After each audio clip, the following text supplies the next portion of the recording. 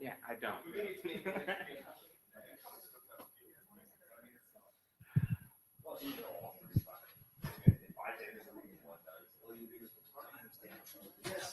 Hmm?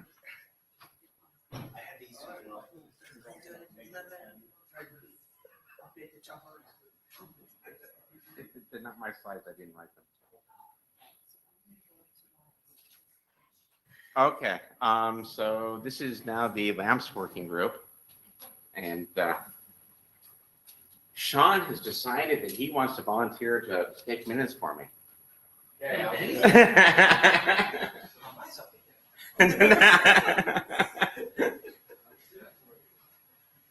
This is probably like going to be the easiest meeting to take minutes in. If there are more than 5 lines, I'm going to be surprised.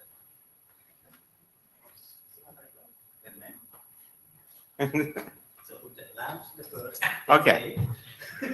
So this is the LAMPS working group.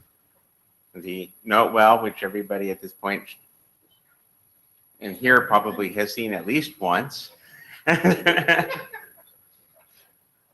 There's the agenda. So we've got, we managed to take care of the first half.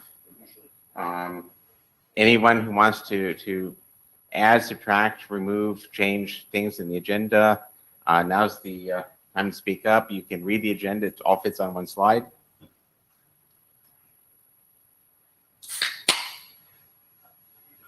Is Phil here? I haven't seen him. No, wrong. Oh, okay.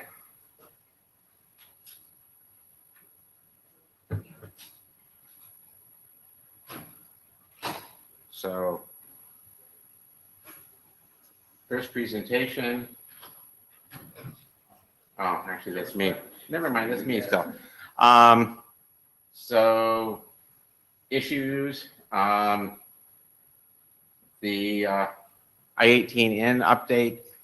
Basically, it's ready to go to. I think it's still stuck with Ecker, and it's just a question of getting it to the IETF at this point, IESG at this point. The 2 SMIME updates are currently stuck on me. I need to finish dealing with the AD review comments. With any luck, I'll manage to get that done by the end of this week, and then we can. Then Ecker can sit on it for a while and then send it to IESG for review. The 2 of us been alternating, not managing to not get to this document and finish it. So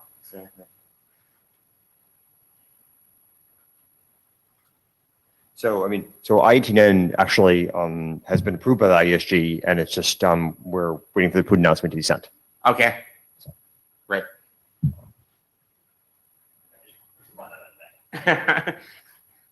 So I'm excused for not actually knowing that was the status. So neither of the authors of the I-18 draft are actually here. They've done some changes. They've done a few edits to deal with things, and as you've said, this one's now ready for publishing. So, okay. So, Phil, you're up next.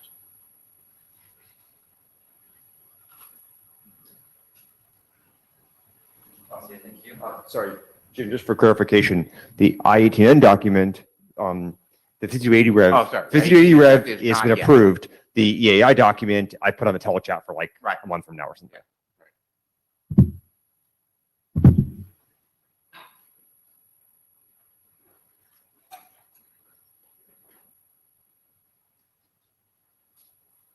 Ping them. Huh? Ping them. I don't know where it is. Why don't we just be one person per slide? Yeah. Oh, sure, why not? So we designed this thing, we screwed it up. Now Yeah, that's more or less what it says.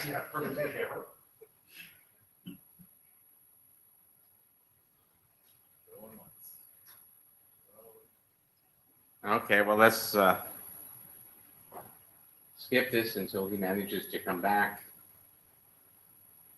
and we can get someplace.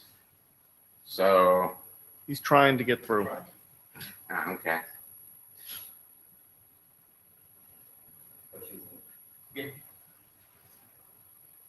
We're not exactly overloaded for needing time. So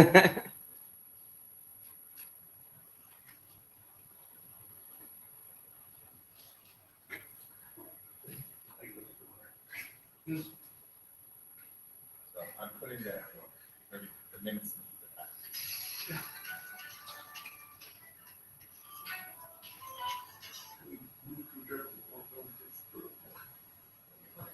Yeah, okay, so let's just skip over.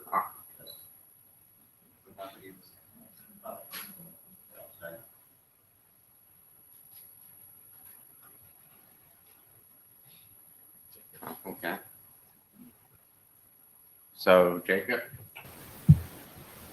Hi, yeah. So if it's useful, I can give a summary of the issue while Philip's trying to connect, because I've been pretty involved in it too. And I have a draft out addressing some of the issues. So, published an individual draft called CAA, which I hope to see adopted as the beginning of a working document for the working group.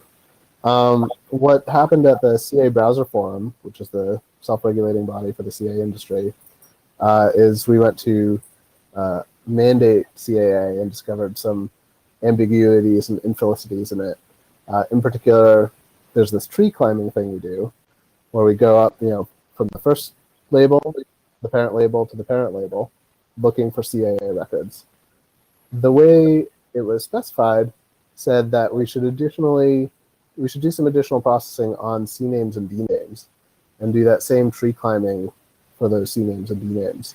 The downside of that is it creates a really huge number of lookups, and it creates these weird loops that cause ambiguities in terms of which CAA record you want to use.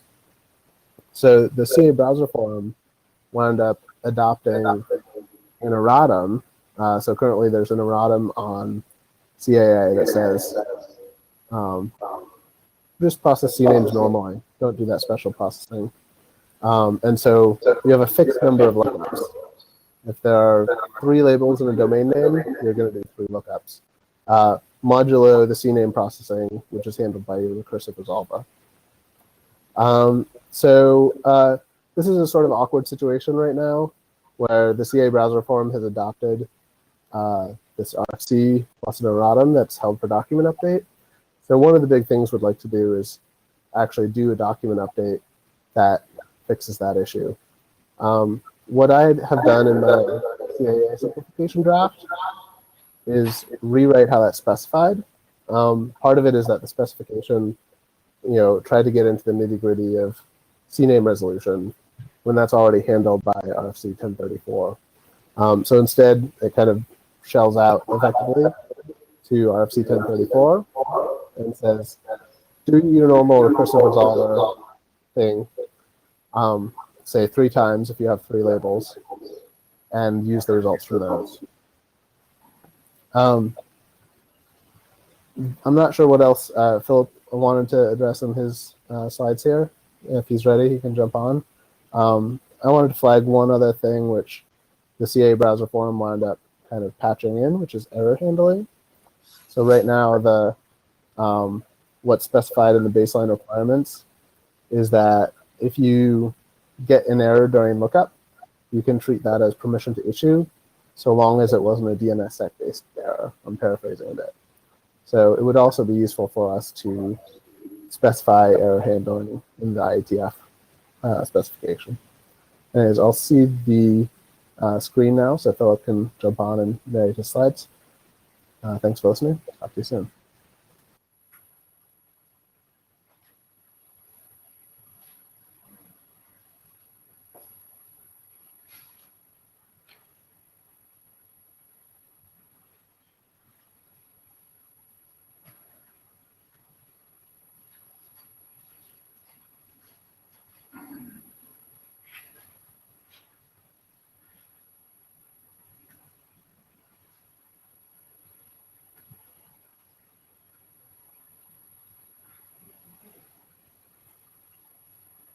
Here it is.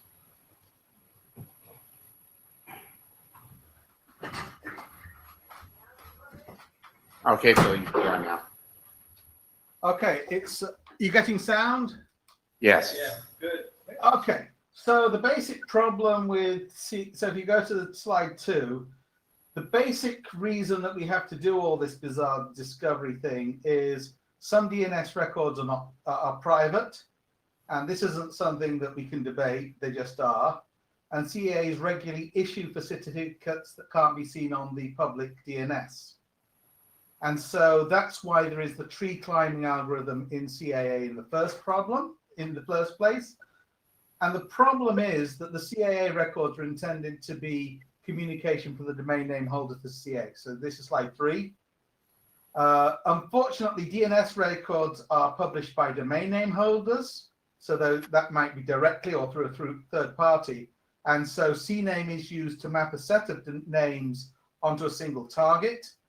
It's also now used widely to delegate domain name holder to a third-party service provider. So this is what is done by MX and SRV for well-behaved protocols. Unfortunately, HTTP is not well-behaved because it was invented before SRV, and there's no MX record for it.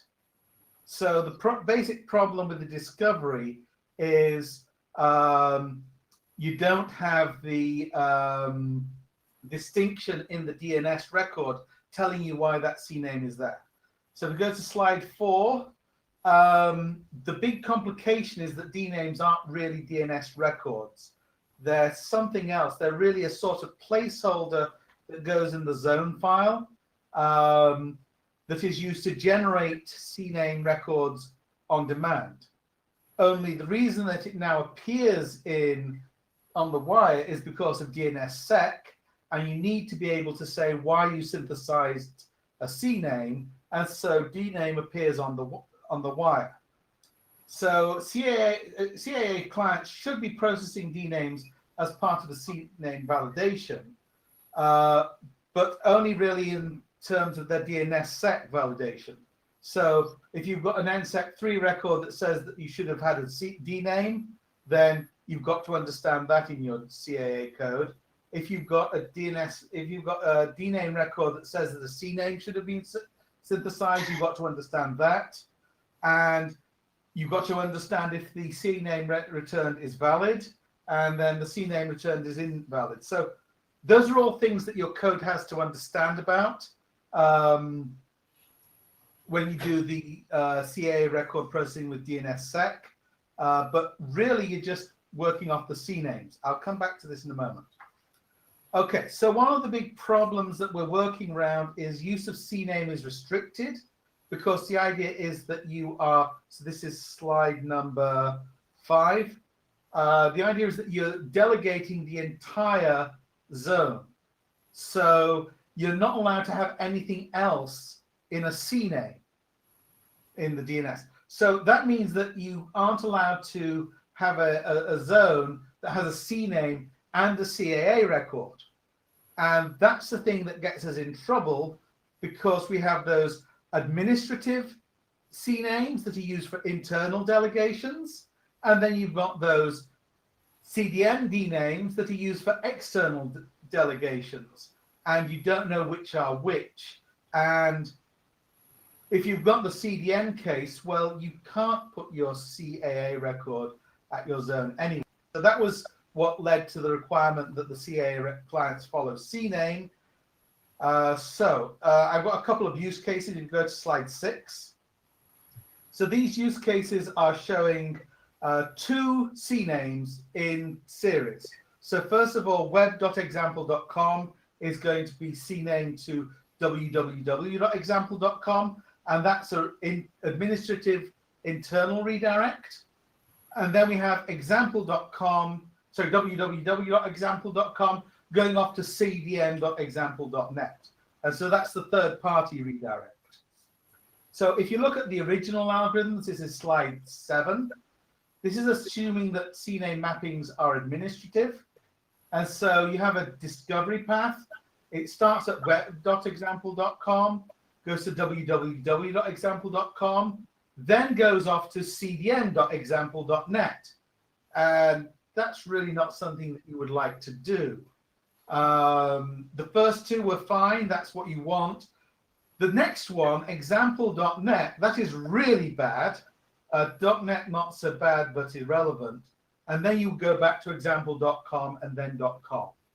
So CDN have made the RFC 6844 algorithm bogus. So now slide 8, which shows what happens when you have the errata. And basically this cuts out some, but not all of the bogosity. So you have web.example.com, www.example.com. You still go off to the cdn.example.net, but you then don't chase the tree up any further. Then you do example.com and then .com. So that's what is in production today, because CAD form requires us to do the errata. And then we go to slide 9. The solution that has been proposed is to use a prefix record and just ignore the CNAME issue completely. So instead of the algorithm chasing CNAMEs at all, we don't do any of that. And instead, the discovery path will be web.example.com _ prefix.web.example.com, then www.example.com, prefix of the same, example.com, prefix of the same, and so on. So that means that you don't end up doing any bogus records. The only disadvantage is that you're doing slightly more lookups, but you know, this is CA work, this is validation. This is really not something that is a huge deal. So if we go to slide 10, which is the final one that I have, the remaining problem we then have is DNAME, and DNAME throws a spanner in the works in that the system that I just described is not compatible with DNAME. And there really is no way that you can make it compatible. And well, the only solution that I can think of is you just tell people not to do DNAME. The problem with DNAME is that you're not allowed any records underneath, number one. And number two, the specification says to weed out any nodes that are there. So there's a lot of infrastructure there that is going to ignore any labels under a DNAME. So you can't use the prefixing hash. So talking to DNS people, it sounds like DNAME doesn't work anyway for anything useful. So maybe we can just forget about it. And that's it. Okay. So Jacob's in the queue after you, so I'm going to run over to him.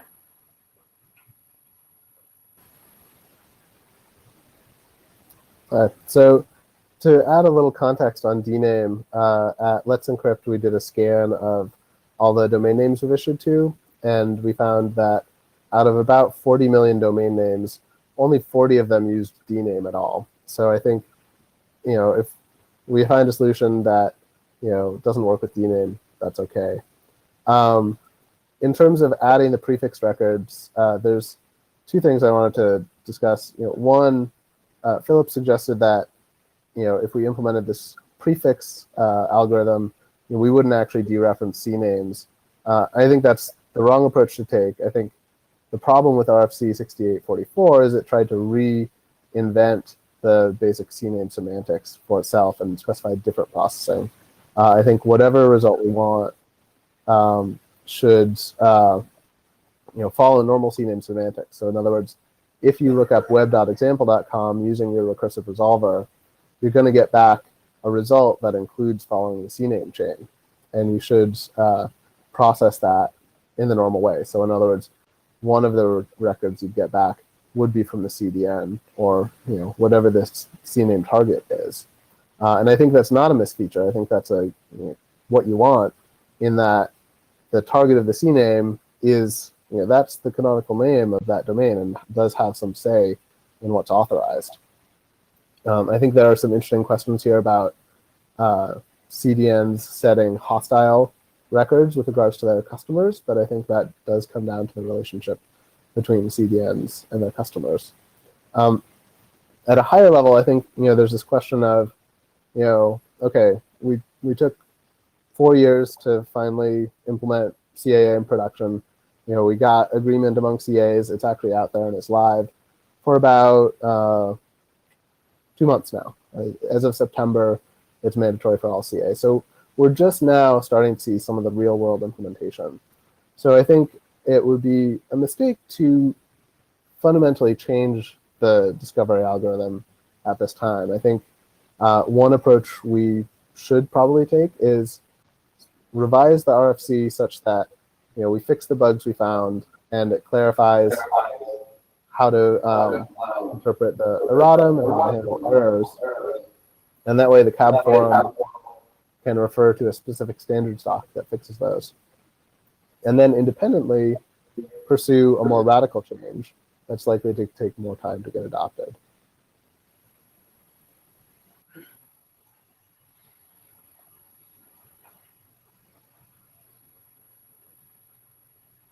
Go ahead, Phil.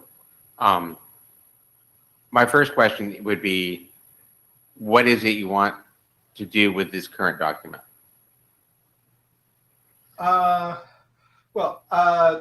So can I just respond to what Jacob said? Yeah, please. I've not got a problem with what he said. If people have a use for CNAME, I've got no problem with that. I was merely replying to precisely the set of requirements that I had seen, and I hadn't seen somebody saying that they wanted CNAME as well. So following the CNAME for one hop seems reasonable to me, so I'm okay with that. As far as the document is concerned, how much processing we do on it depends upon what the algorithm we choose is. So what I wanted was the choice of algorithm first, and then write it up. The other choice, the other proposal that Jacob has made is to use TXT instead of the CAA record. I don't object to that at all, but I think there are people who might. So as far as the spec is concerned, I can write stuff up, but I need to know what to write. Do you expect this group or the CAB forum to be the ones who actually are making the decision of what to do? This group. Okay. I do not want the lawyers telling me. Plus, Komodo is not actually a member of the CAB forum right now. Okay. Or rather, Komodo CA is, CSS is not. Okay. I'm going to switch over back to Jacob. Yeah, so on the text record thing, I think somebody else may have proposed that. I'm actually in favor of keeping the CAA resource record type. It was a little bit of a pain at first because some networks reject it, but support has actually been pretty good. So I think there isn't a need to switch to text records for the main discovery. But I think there was some discussion around doing it for the underscore prefix. In terms of wordsmithing, like I mentioned, I actually have a draft and I'm willing to participate in actually authorship there. I think the next formal step, IETF process-wise, is to get that adopted as a working group document, and we can collaboratively iterate on it. And I'll definitely agree with something Phil said. The CAB forum doesn't want to be involved in specifying this. It's not a standard setting body. It's a body that adopts these things. I've been separately involved in encouraging CAB forum members to participate in the IETF in this process so they can have that input. And I think that was it. I think there was something else Philip said I wanted to respond to, but I've forgotten it.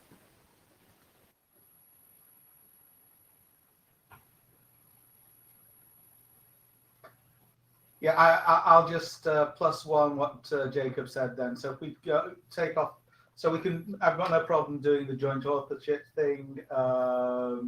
So we'll just meet offline and merge our drafts or whatever. Okay. Any input from the room? Hi, this is Sean Turner. I think we shouldn't stand on process. If they're going to implement it and they found bugs and they wrote up a way that they're doing it now, we should document it to fix what we did wrong. It would seem silly that we wouldn't. If we have this way and the authors seem like they're actually agreeing with each other. So all we have to do is identify people that read it and could like agree to it in the IETF, right? So we have to find like one friendly DNS person in their mafia that will read this and tell us that they like are kind of okay with it, right? Because that's the one hurdle we're gonna have to get through. But it sounds like once they merge the thing, we should just adopt it. Okay. Oh, I just had a thought. Yeah, one of the things that I screwed up when we did the transition was that I didn't think about the transition to the errata. So folk got very upset with me. Should we go to documenting what we want to move to, or should we also document the errata version?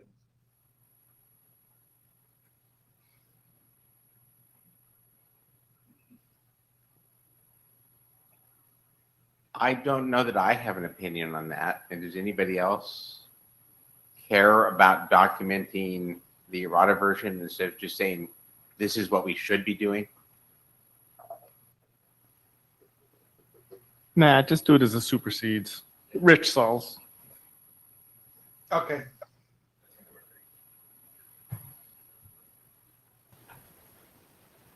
Jacob? Yeah, so my position is that we should document the errata version essentially, not literally with the errata text, because there were some infelicities in that as well.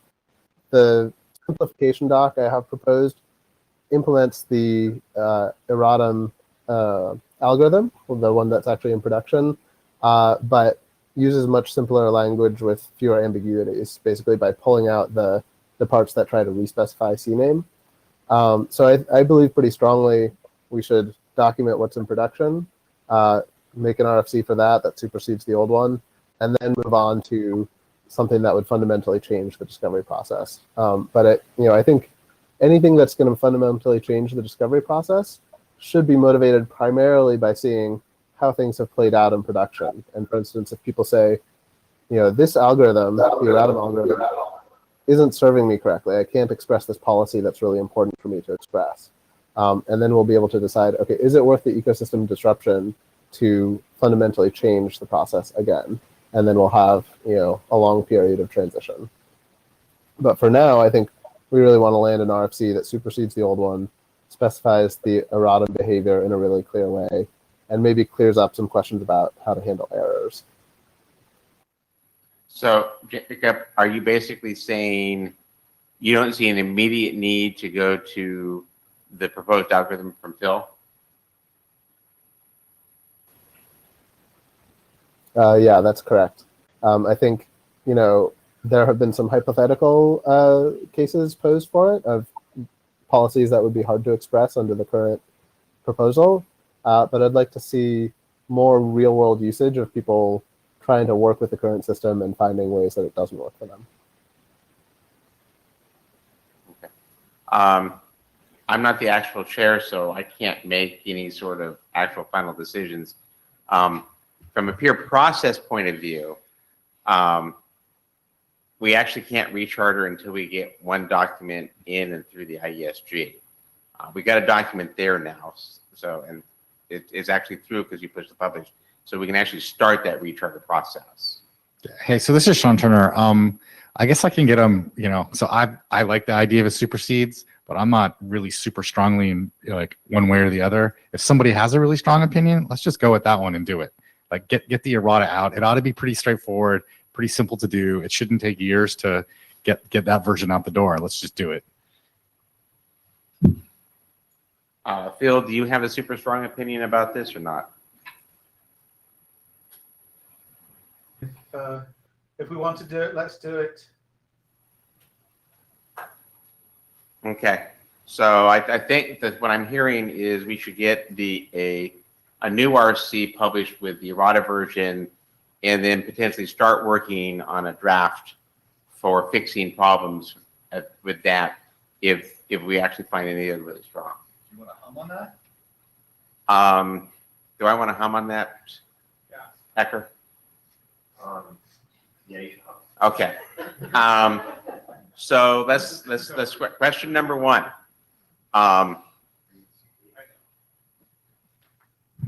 Do people understand what we've been talking about? Yes?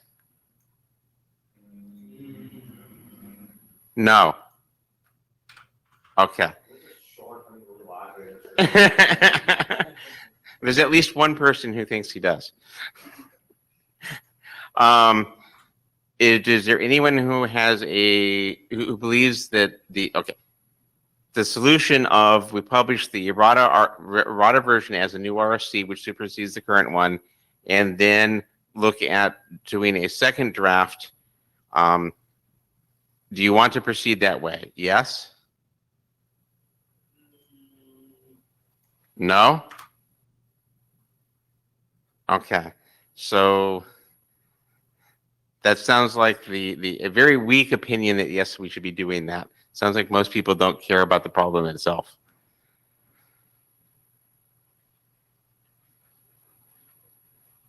Okay. Thank you, Phil.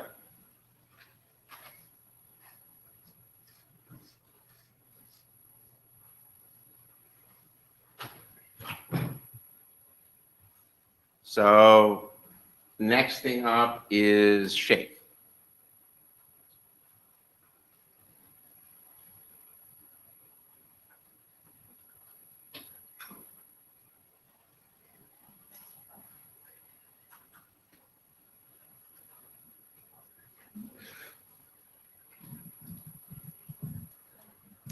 Hello. At the last meeting, we adopted the new work items, and one of them was to specify shake for picks.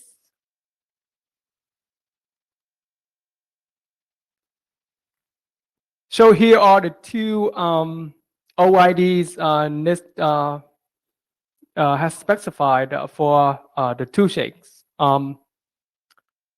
The shakes, they do have variable output length. However, for this purpose, we just need to fix the output length to 256 or 512 for the two shakes. So that would make things, simple and conformant with what we have been doing with PKICs for more than a decade or so.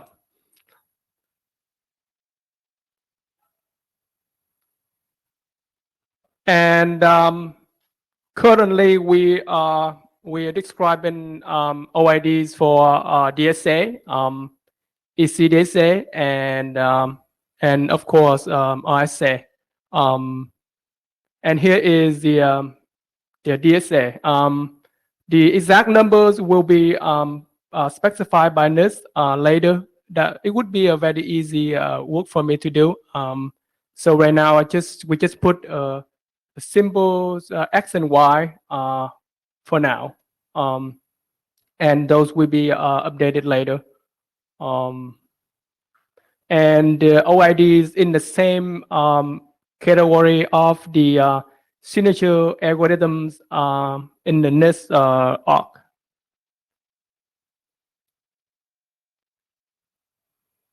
And this is for ECDSA, and very similarly, the specific values will be specified later. And the all information about ECDSA specification is in the X962. All of the formats and the keys identifiers will be provided in our draft, in our document later. For now, we just put a placeholder in the draft. And this is something I don't know. Should we specify OIDs for both LSA standards or just only one of them? In some of the previous documents I saw, we specify both for PSS and BKCS 1.5. But as we all know, the 1.5 is the one people are actually using for PKIX. So, so I don't know what our group want to do. And any suggestions and comments to improve our draft? Please send us emails or speak to the mic now or at any point.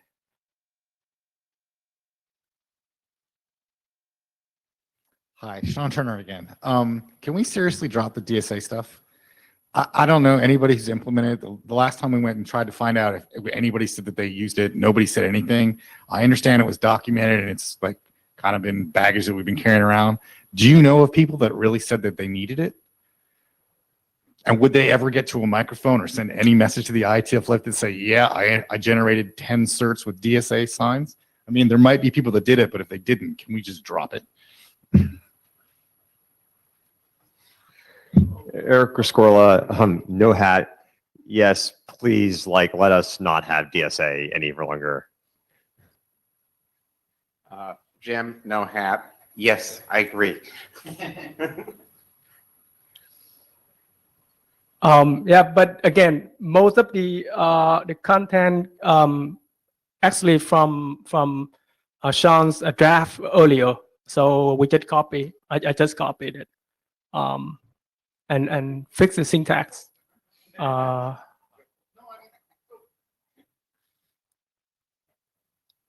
we did include it to be complete. So it's all listed there, and then we can reevaluate and say, do we really need to include them? And at the end, I think the answer really should be no, so that we can make it easier on everyone, and then people won't do silly things like use IANA registries to measure, you know, implementations and how well they conform to all the things listed in the standard, because people don't do them that I'm aware, that at least that I'm aware of. Hi, Yavnir. Can you go back to slide number 4? That's the one with the DSA and yeah. So it says here that ID DSA with Shake is number 3, and can you go forward one slide? So here it says that the ECDSA is also 3. So are What? they the same identifier? No, the Y and the X and the Y. Well, sure. The X and Y tell you are different number, but is both DSA and ECDSA number 3? Look at the last. No, because they are, these are the list number for digital signature class. So that's 3. Right, but then the next one, DSA, is also 3. The Yeah. previous one. Oh, Yeah, but because we have been like that, we put all the signature in the same branch. yeah. So So, that's- okay, so they're actually the same. They're The same overloading prefix. tag. Yeah. So basically, the so X and Y are so different basically, as the 4 numbers will be all different numbers. So YZ and Y prime, Z prime, or something like that. Yeah, and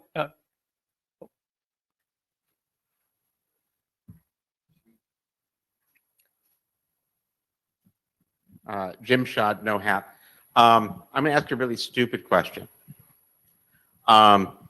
Since Shake is a variable length thing, is there any reason other than we don't like doing parameters not to more closely match the output of Shake to the length of the key that we're using? we could do parameter for the shakes, but this is an option to go consistent with what we have done in the past. But if the group want to do with the parameter length, then it would be fine as well. Yeah, in that case, then we have a variable length output. So either way would be fine. And what we put here is to be consistent with what we have done so far, and that we thought was the group wanted to do, but I would be happy to switch back to put a length indicator in there, and that would be just fine.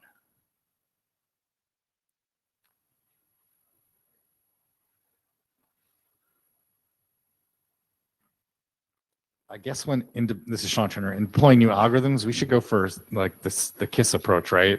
Like, let's just pick the ones that we know people would want if they were going to drop them in. If they're variable length, like, has anybody actually asked for them to be variable length?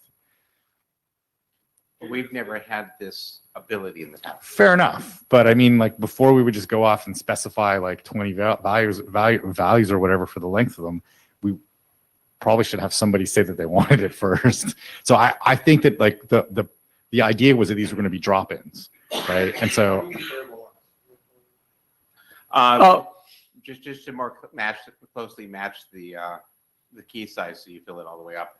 If you're using like 128 with a 256-bit queue.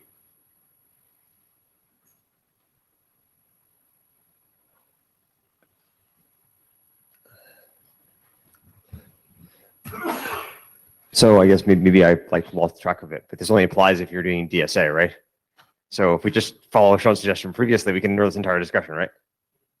Does it apply for ECDSA too? Well, ECDSA keys are fixed size, so you could just require that the keys be expanded to the same size, Yeah, right? right. So as a participant, not an AD, I propose we jettison DSA and hence these identifiers and hence this question, and require that for ECDSA they'd be same length. And also there could be some case when people use a large curve and they want the faster hash, and that's why variable length could be useful in that case too. I'm not following. For example, you use like curve like 221 or 521, for example, Yeah. and you use shake 128. Well, I'm not objecting. No, I'm just saying. But yes, but then you should make that. Then just why not simply use shake up to the size of I mean, why not just keep applying it multiple times? Yeah, I know that okay. The shake 256 would be best and would be better used, but I'm just in theory. Somebody wants something strange like that. No, I guess what I'm suggesting. I mean, maybe I've just like lost track of how these OIDs work in these days. But like, are the OIDs not bound to the curves? No, they are not bound to the curve. Oh, that's like super unfortunate. That was the but it's okay. I think they're bound to the hash algorithm, but not the curve. I think fixed length would be just fine. But the whole idea of the shake variable length originally was to building the whole symmetric crypto core in one thing. Because in any case, if you run a system, you need a random number generation, right? And you want to be efficient. And in different applications, you might want different sizes. So that's why the reason to design something with variable output length, because it could be used for many different things. That's the beauty of it. But in order to utilize all those beauties, we need to define a new application, new scenario, something big, something something new in order to use that. But we are using the popular standards right now, so it's. I'm not against shake. Yep. Okay. Any more questions on this presentation?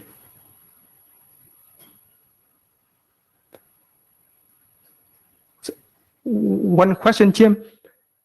So my understanding is that you requested me to drop DSA in the next version, right? That would be my personal opinion, yes. Okay, but I just want to be confirmed. Okay.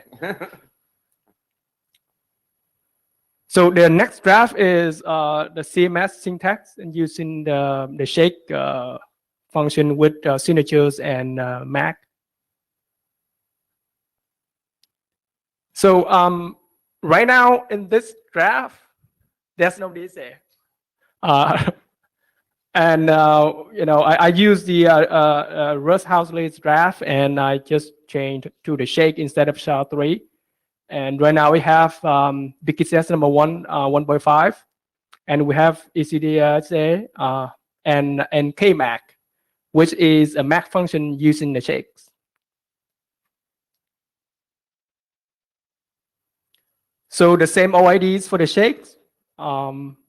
We just explained in the previous talk.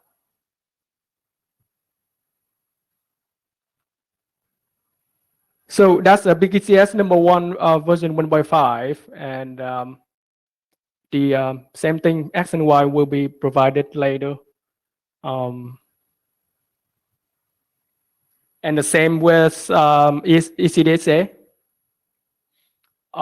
And then for the shake, instead of doing the HMAC, we just use a normal shake. With the in this specification, we have a fixed output length for the tag, and we use the shake specified in our in the NIST FIPS 185, and it's very simple and is efficient. And that is the way how to do macking with shakes.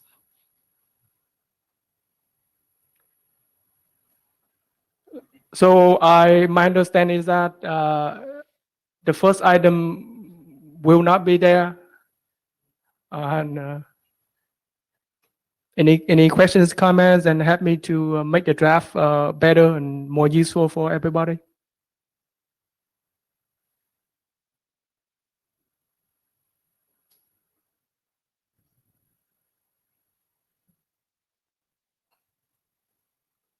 Okay, Sean Leonard. So despite, I guess, what the room said, I think adding DSA to shakes is okay. So I'm just skeptical that it shouldn't be there. That's all I wanted to say.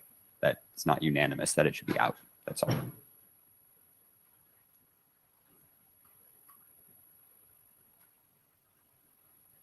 Okay. Thank you. Okay. Because he recommend, he said something different, so I don't know what you would like me to do or what the group decided would like me to do regarding to that thing. Okay. For the people in the room, DSA stays, yes? DSA goes. I think that's a pretty conclusive opinion. All right. The room, at least. I mean, my recommendation would be take it out now. People can always object on the list if they want it back yet. Okay. So we are going to update the drafts, and from now, if people have more comments for us, just send us emails, and we will try to make the draft better.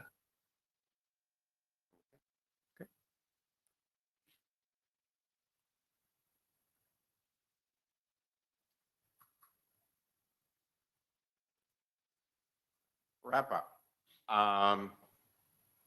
So we should be starting a charter discussion relatively soon. There is a candidate charter which I have not read, is in my mailbox. But it's not clear exactly how soon that's going to start. Russ is going into surgery tomorrow, and he has an expected 5 to 6 week recovery period after that. So I'm not too sure how much he's going to be active between now and Christmas. So we'll see what happens in terms of that. But we will definitely try to get the current documents done. That should not take any additional cycles from him, as they have all been basically pushed out of the working group and on to the authors and the ADs.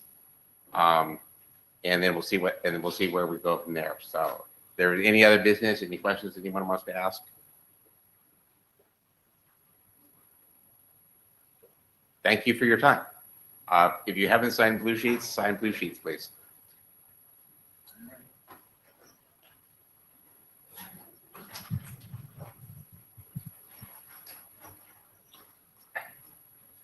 Minutes completed.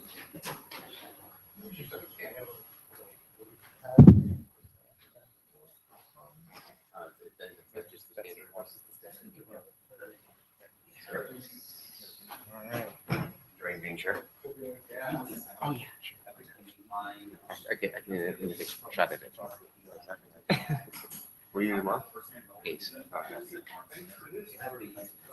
We rotated Ace chair, so we'll see what happens on that. That's right. Yeah, that's right with that. Cool. Okay. Okay. So yeah, I'll move through to the update. Yeah, I'm not too sure if, how much of the trouble we have. Haven't really looked, to be honest. Yeah. Here's Yeah, my I think this is, I've already seen it. Yeah, all across manager. Yeah. Right. Okay. So I'm gonna try to run through the demos.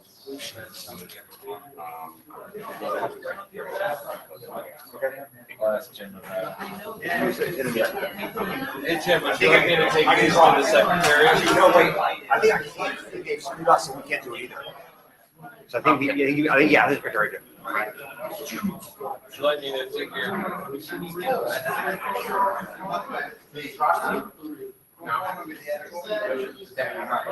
Okay, because you got off the chair, you moved up the chair.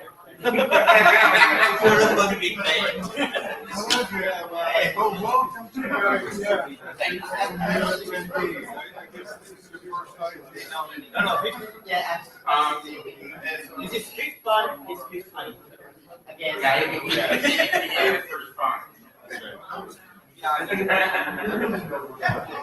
So,